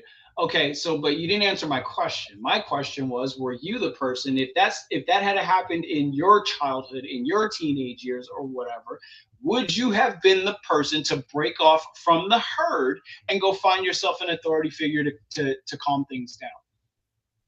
Are you asking me? I wouldn't have been. But also at the same given time, I wouldn't have went over there and approached the kid that was sitting there minding his business by himself. My point. Okay, so and then you know what? We can do the same doggone thing. I wouldn't have been the person That's my that point. found myself. I wouldn't have been the person that found myself in the desert. Meant that much to go over there. I would have been with my team. With my squad, I would have been over there with our home group or whatever the case is. First of all, I would have found myself in a visitor's tent while I'm the home team, number one. Okay, so yeah, and if I were the visiting team and that thing had jumped off or whatever the case is, I wouldn't have been the guy that jumped out of the herd to go find a doggone adult. Just understanding how teenagers are and having been there, been one myself or whatever the case is. The fact that people are trying to say that these teenagers who are raging with hormones and testosterone and all this other stuff in competition and they're still bucking their horns against each other or whatever, somebody was going to make a rational, logical decision out of that herd and go find an authority figure. That's ridiculous. Bruh, I love you. You stay justified. You stay justifying bullshit though, but that's not bullshit. It's a fact. It's a fact. Oh, no, I got you. I got you. And I want to preface my statements by saying I don't condone violence. And you know what I'm saying? Like I said before, rest in peace to the young man who got killed. But these are also rules and lessons of life that have to be taught, as especially to our children as they're coming up in age and they're coming up in today's world society, yesterday's world of society, because the shit has not changed. You know what I'm saying? It hasn't changed from yesterday, the day before that. You know what I'm saying? Respect is what respect is. Don't you get actions lead to reactions and the consequences. There are consequences for those actions. When you decide, hold on. When you decide you want to assault somebody and you want to be physical with somebody, you cannot dictate in what manner that they're going to respond back to you. That's what I want people to keep in mind. You're no longer in charge on the consequences and how the person who's retaliating off of your actions is going to respond. And with that, we'll come back again next week and we'll talk some more. Right. Let's see. Hormones and discrimination learned. You know what? This transcends race. I mean, we're making it about race on TV or whatever the case is, but this. If you notice, I haven't mentioned anything about race. I'm just talking basic understanding and knowledge about how we conduct ourselves in everyday life. You already got one idiot that I seen on the damn internet that thought it was cool to go running around playing racial jokes and shit. You know what I'm saying? Antagonizing people. Freedom of speech. Can I call you nigger and all that other shit? Get into a confrontation and decides he's going to shoot somebody. Now his ass is up in jail for attempted murder. You know what I'm saying? See, these are lessons that a lot of these youngsters are not taught. Respect breeds respect. You go out there disrespecting folks, you want to violate, you want to put your hands on people, you cannot dictate and determine how they're going to respond to you. Boundaries should be respected as well. Hey. Do what your pay grade can afford. That's all I'm gonna say. Like, you know what I'm saying? But we're gonna move on to Did You Hear That? Yeah. And I'll talk with you again next week. We're gonna take a quick video music break and come right back with Did You Hear That? Yeah, on Community Megabytes on IAXIS Radio. Let's go.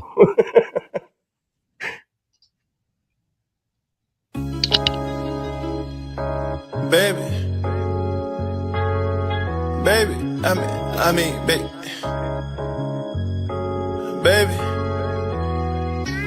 I knew loving you, it was dangerous. Baby, that's that pussy got me going crazy. Baby, it be you that got my heart racing. Baby, I'm a man, ain't no damn baby. I was tired of talking, you ain't wanna listen. Talking about control, this was good intentions. Talking about that old, this that new edition. Talking about you bold, I don't need them issues. This a rap song and a love song. Go ahead, pop that pussy with that dong on. Go ahead, mean mug when you hear this song. I'ma keep it real while I'm on this song. Top tier, nigga, ain't no lower tier. Now I gotta see you with a lower tier. Now I gotta see you do another beer. Hate to keep it parked, gotta switch a gear. I knew loving you, it was dangerous. Baby, that's that pussy got me going crazy. Baby, it be you that got my heart racing. Baby, I'm a man, ain't no damn baby. I was tired of talking, you ain't wanna listen. Talking about control, this was good intention. Talking about that old, this that new edition. Talking about you bold, I don't need them issues. I don't want you, baby, I don't wanna talk. We was running out of love, do a somersault. You don't know about love like you summer walk. But go and do that dance for me, I might break you off. It kinda turn me on when she on one. Know a nigga or a shame, but ain't your damn son. Many men done been your friend, you ain't want none. We from the F, baby, we them damn ones. She done been number 2, cause that booty do. But you only get a weekend, baby, love the crew. And I just wanna hit, baby, love the bruise. You don't think your shit stink, baby, hang with sewers. But keep that ass moving like I wear for shoes. I'm the type to get a game, they be stealing jewels. Baby, you can't play me, cause I know the rules. Baby, this a love song, it got me vulnerable. I knew loving you, it was dangerous. Baby, that's that pussy got me going crazy. Baby, it be you that got my heart racing. Baby, I'm a man, ain't no damn baby. I was tired of talking, you ain't wanna listen. Talking about control, this with good intention. Talking about that old, this that new edition. Talking about you bold, I don't need them issues.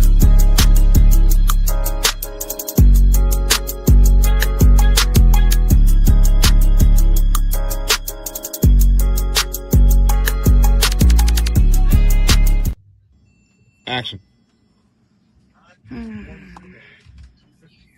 Jojo. Yes, mommy? ¿Qué pasó? Nah. Stop it. Because your face and your energy is off right now. Talk to me, baby. What's up? I told Uncle Chicken to kill the boogeyman. The boogeyman? What? Who the hell is the boogeyman? The person that killed Cholo. I want them dead. I hate them and I want them dead. So when they get to hell, the devil can kill them again. Come here, baby. Listen to me. Whoever took Cholo from us will pay for what they did. But until that day comes, I need you to focus on the now. I need you to keep Cholo right here. He loves you, baby. And I know that it hurts you. And I hate to see you hurting. I hate to see you hurting. And as bad as I want to take care of it myself, I can't. I got to think of you. You come first. I come first? Always. Then find that boogeyman and send him to hell. Whether it be you or Uncle Chicken, one of you needs to bury the boogeyman.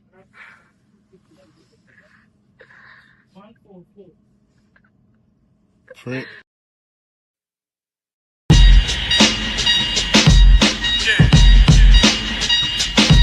Zilla. Zilla. Zilla. Zilla. Classic Zilla Cartel, the classic killer that's just a sample. Classic killer that's just a sample. Classic killer that's just a sample. Technician, what up? Zilla. Classic killer. Classic killer. Classic killer. Hey Bex. Hey Bex. Hey Bex. Yeah, Zilla Cartel, the classic killer that's just a sample. Simple hand exercises. Over this Zilla Cartel, welcome to the classic Zilla. killer. Salute Apex Music. Classic killer. Kid, Shine, I see it. Hey Bex.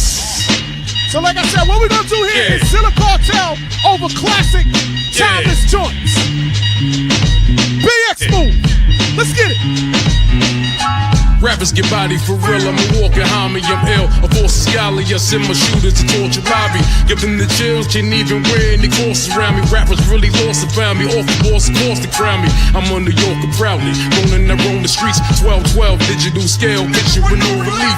I keep the biscuit on me, quickly I slit your dombies. If I miss a hit, your homie built the fish, bricks is on me.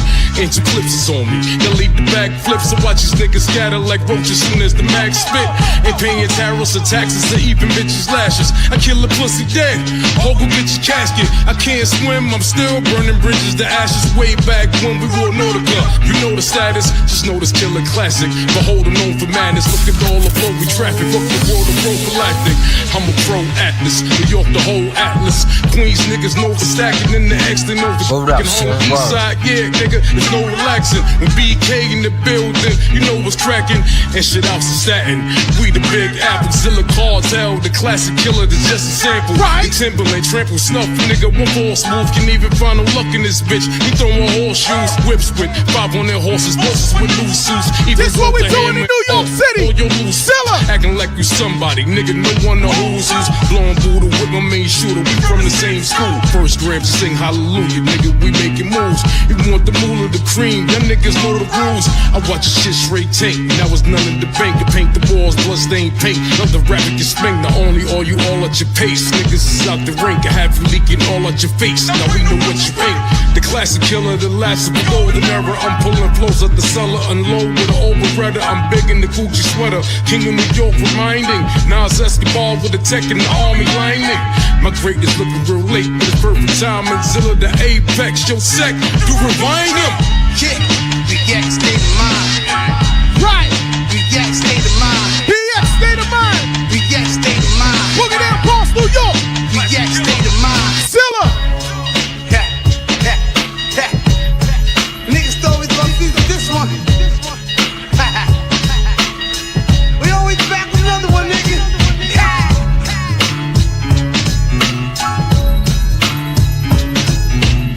Check this is the DJ for the Bronx, New York. This is the classic killer.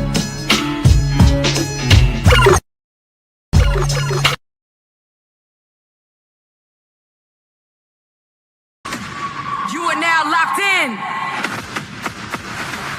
The future of radio and podcast. Behind the Enemy Lines is a podcast when we talk about relationships from the male's point of view. But we don't exclude the ladies. All right, so come to the front of the congregation. We're going to start some trouble.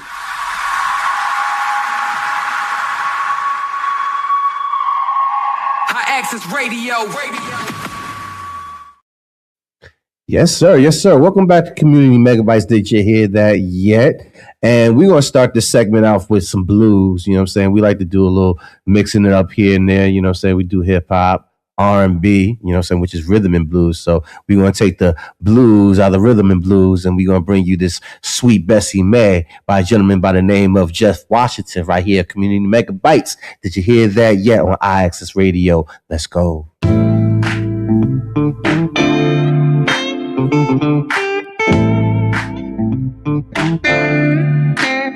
Saw her in the dark, cheap ride, drinking on some good wine.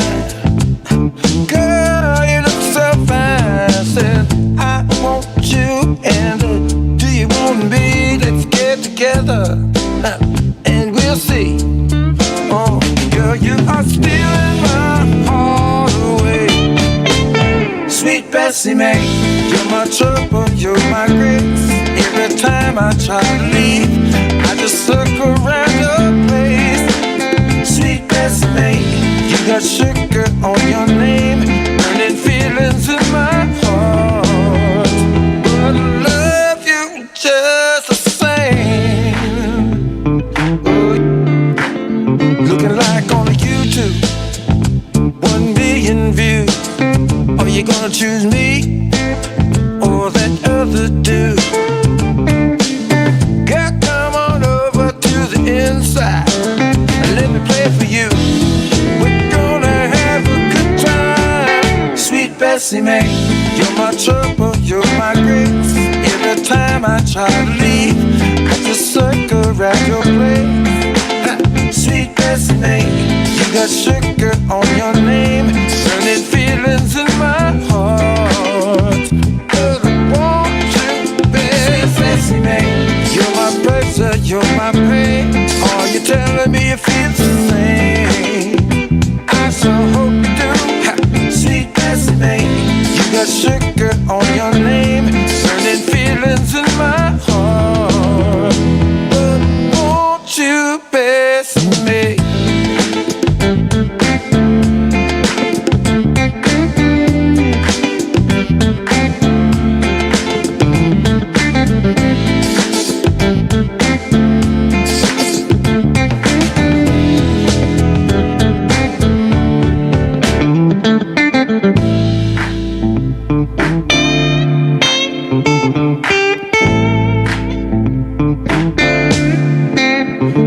Bessie Mae. You're my trouble, you're my grace. Every time I try to leave, I do circles around your place. Sweet Bessie Mae, you got fire in your eyes, burning a hole right in my heart. But I still want you, sweet Bessie Mae. Bessie Mae, Bessie Mae, Bessie Mae, Bessie Mae, sweet Bessie Mae. Yes, sir. Sweet Bessie Mae. Jeff Washington, Community Megabytes. Did you hear that yet? IAXISRADIO. Dope. I like that. The next record we're going to get into is another funky blues joint right here by a gentleman by the name of Ray Coates, a.k.a. Uncle Ray. And he's talking about that funky $40 right here. Community Megabytes. Did you hear that yet on IAXISRADIO? Let's go. You don't wanna holler, no. All you want is a funky $40. Yeah.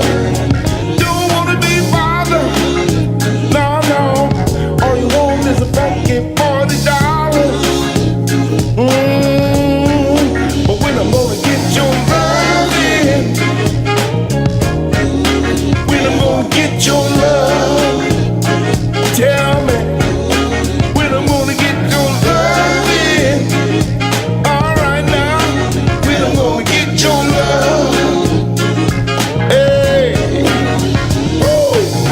Got my own perception of what I think that love should bring.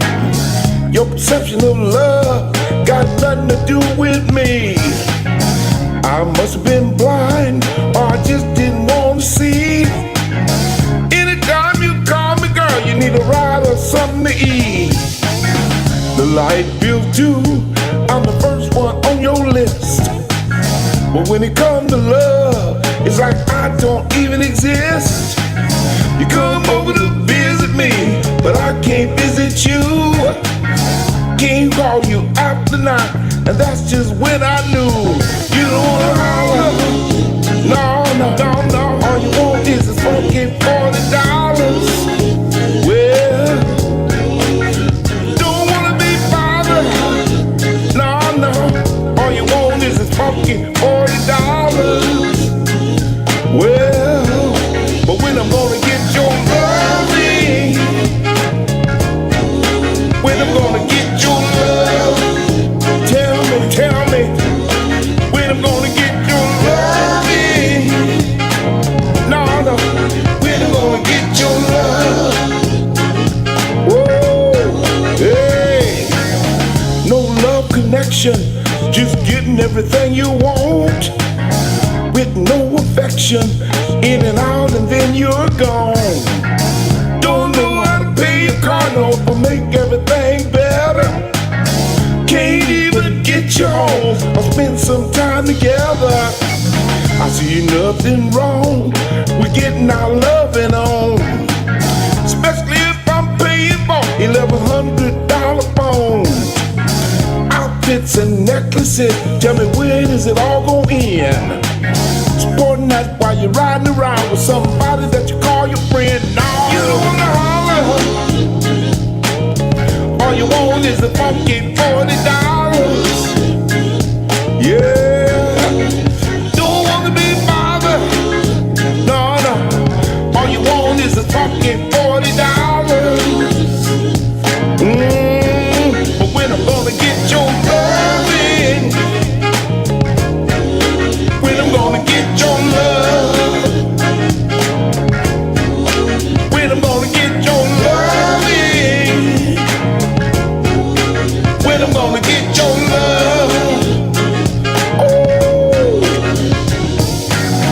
Now as far as I can remember, I'm responsible for all those trips overseas, all those red bottom high heels. And what I got to show for it? I want to get down to the loving, baby. You don't want to holler. No. All you want is a funky $40. Well, don't want to be bothered. No. funky $40. Well, funky $40. That funky $40. Uncle Ray, right here, Community Megabytes. Did you hear that yet? That's all right. All right. I like that. All right. The next record we're going to get into is by a legendary R&B superstar, you know what I'm saying, who's going to be coming out here this way, you know what I'm saying, in a matter of days or maybe a week or so. You know what I'm saying? With October London, you got a little tour. You got the tour, you know what I'm saying, heading out this way. So this record comes from Eric Benet. It's called Who's Gonna Save Us? We got that for you right here, Community Megabytes on IAXIS Radio. Did you hear that yet? Let's go.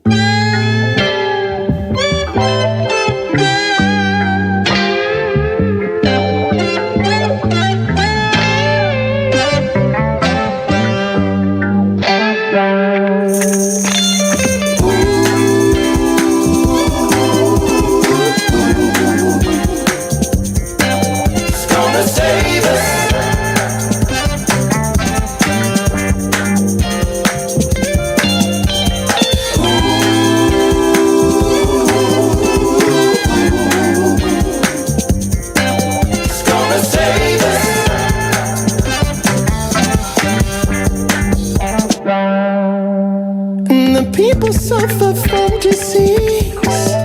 You know it's from the food they eat. And the government be lying to me. In the ICU from ICE. They say ignorance is bliss. Don't believe it. Ain't no sense. Still gotta make songs like this. They found a cure for cancer, but that ain't no good. Cause business won't do well without sickness in the hood.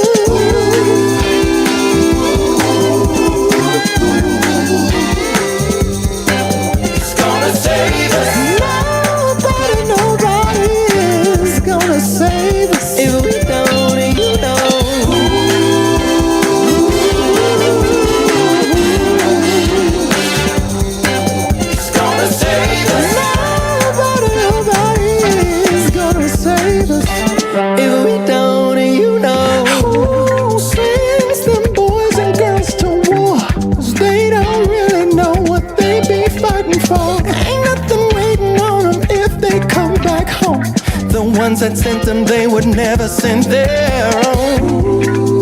Ooh, how that makes sense. Pollution in the air, try not to breathe it in. Politics and power, these white supremacists. They're so cancerous, but send your ballot in for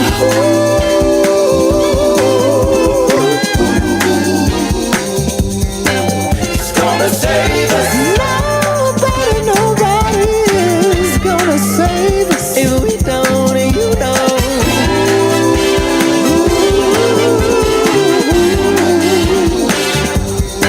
It's gonna save us. Nobody is gonna save us. If we don't, and you know. People are getting ready. People get ready. People are getting ready.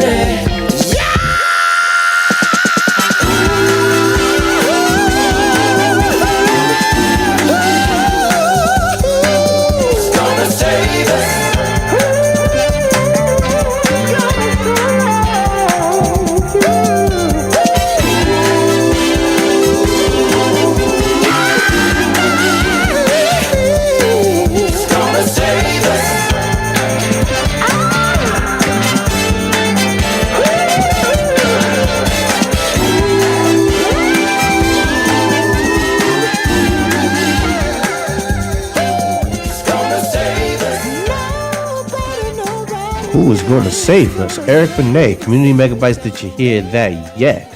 Next record we're going to get into is a legendary group as well. You know what I'm saying? And they got a new record called Back Up Off the Wall. This is the Barcades right here. Community Megabytes. Did you hear that yet? Let's go.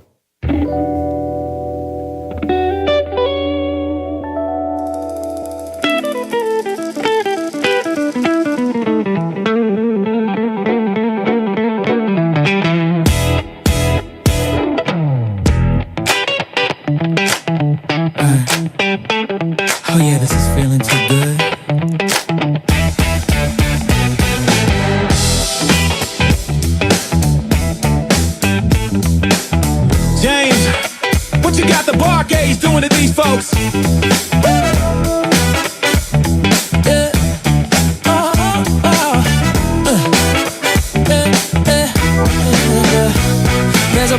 the floor, can you feel it rise? The beat and whisper between your thighs. You thought you could chill, just sip your drink, but the rhythm slid in before you could blink. Now your shoulders talking back to the sound. Your feet don't care who's looking around. This groove got a mind of its own, and baby, it just took the throne. You ain't gotta move like no one else. The funk will do the work itself. It don't need style, it needs your soul. That's how the body takes control. Get your back off the wall. Dance, come on. The music's gonna take you home. Take you home. Get your back off the wall. Dance, come on.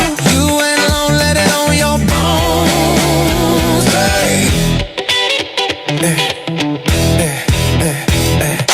Don't say you don't dance, that's a lie. Everybody's got a groove inside.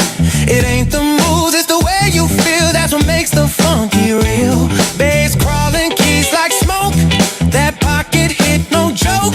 Now the walls missing what you got, 'cause you're the spark this room forgot. You ain't gotta move like no one else. The funk will do the work itself. Yeah, it don't need style, it needs your soul. That's how the body takes control. Get your back off the wall, off the wall. Dance, come on. The music's gonna take you home, take you home. Get your back, back, yeah. Off the wall, come on. You ain't alone, let it on your bones.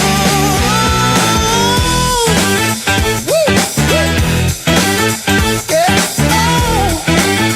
Come on, let it on your bones. Yeah. It's your whips, it's in your mind. That groove will find you every time. Don't front, don't fight, don't stall the funk, don't care at all.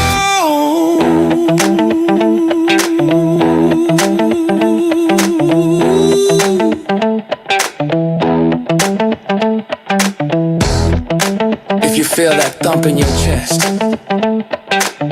that's your permission slip, baby. Ain't no wrong step in the land of the groove. Just 1,000 right ones with attitude.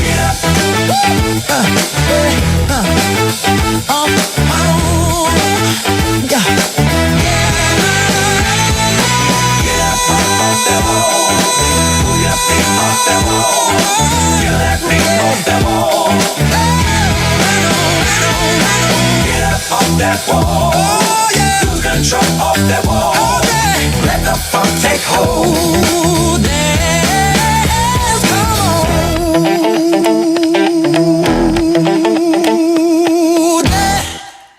Yes, sir. Yes, sir. The barcade's back up off the wall right here. Community Megabytes on IAXIS Radio. We got a few announcements of some events that are coming up in the next few days, a week or so. We're going to start it off with the Wealth Changers Father's Day Barbecue. It's going to be taking place Saturday, June 20th, between 1 p.m. and 4 p.m. at 480 East 180th Street, Bronx, New York. It's going to be at the Yard. It's going to be at the Yard/community room. You know what I'm saying? It's basically going to be, dealing with fathers and teaching finances. You know what I'm saying? Come out, have a good time. You know what I'm saying? Yeah, it's a wholesome family event. There's also there may be some spots still available for vendors. So if you want to come out, you know what I'm saying, display, any of your line, your products or whatever have you not, hit us up, get in contact with us. So you can hit me up on my email, dayy13@gmail.com. And you know what I'm saying, we'll get you set up with that. All right. The next joint I want to get into, the next promotion that we have going on, we have DJ All Stars event. It's gonna be DJ Powerboy All Star Midnight Barbecue returns right here. You know what I'm saying? June 26, 2026. You know what I'm saying? It's gonna be at a secret location, so so you get a hold of that fly, get in contact a Powerboy All Star, and so I'm pretty sure he'll let you in on the location spots. All right. And last but not least, we have a memorial service for Mr. Alfonso James Smith Jackson, Big Al's brother. You know what I'm saying? We're gonna have a memorial service for him also on June 26th at 6 p.m. 2026. It's gonna be held at the First Baptist Church of Corona, 100-10 Astoria Boulevard, East Elmhurst, New York. All right, so come out, show love, support, and recognition for our fallen one. My condolences to Big Al and family. All right. The next video that we're going to get into is a lady by the name of Danny DEVON, and she's this video is called "Who Sent You." We already had we've been playing the music, the audio. So here's the visual. "Who Sent You" by Danny DEVON right here. Community Megabytes. Did you hear that? Yeah, on IAXIS Radio. Let's go.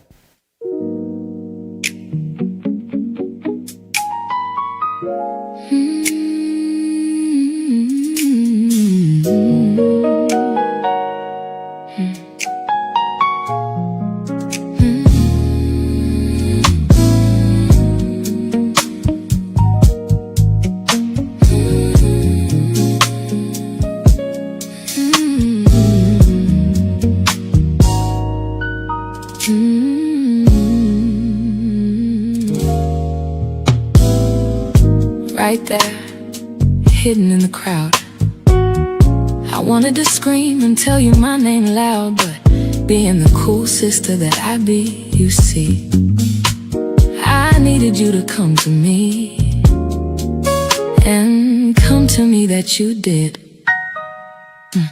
I'll never regret the moment that you slid right into my walls of neediness. Ooh, I knew you were the one with finesse. Felt just like I thought it would. Never knew a brother like you could keep me intrigued for such a time as this. How anything compares to make you a part of my list of things to conquer and things to love, and to have your name written above the number 2. You stimulate my inner being. At first it was hard seeing me come into view with that part in you that tugs at my inner need to be free. Hope these feelings and thoughts are prolonged before the real you is shown. Will I like it, or is this you in every bit? 'Cause if it is, then all of heaven should be lit for losing a chocolate angel like yourself.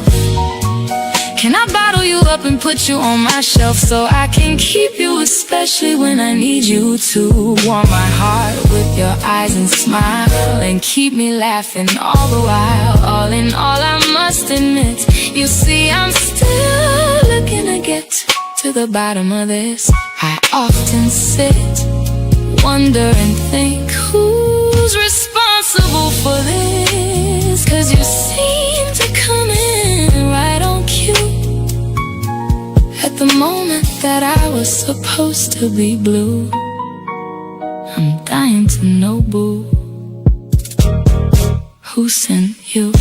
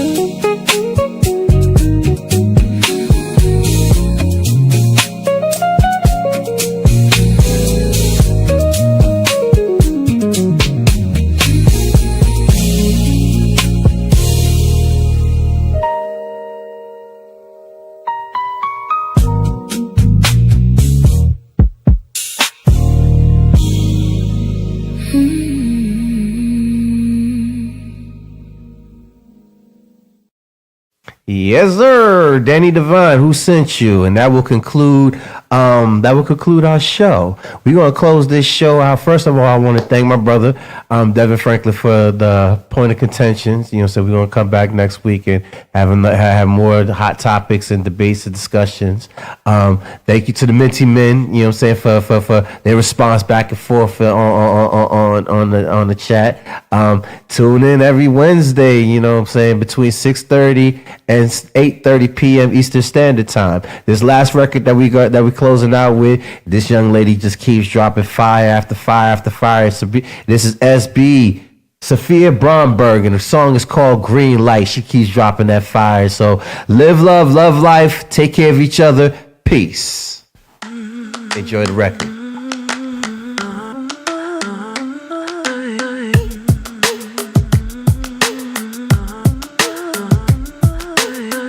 Don't tell me you don't think about it. Every night, sit still, but you're no problem. Me and your mind, you got me dancing naked. Careful how you watch me move. I know you couldn't take it last time. Let's try something new. If you wanna come inside, wait. Get to know me on the inside, babe. Baby, won't you come get on my level? I know that you love picking my petals. Meet me in the greenery tonight. I can tell you're feeling me. Meet me at a joint, let's roll together. Get into a point where it's inevitable.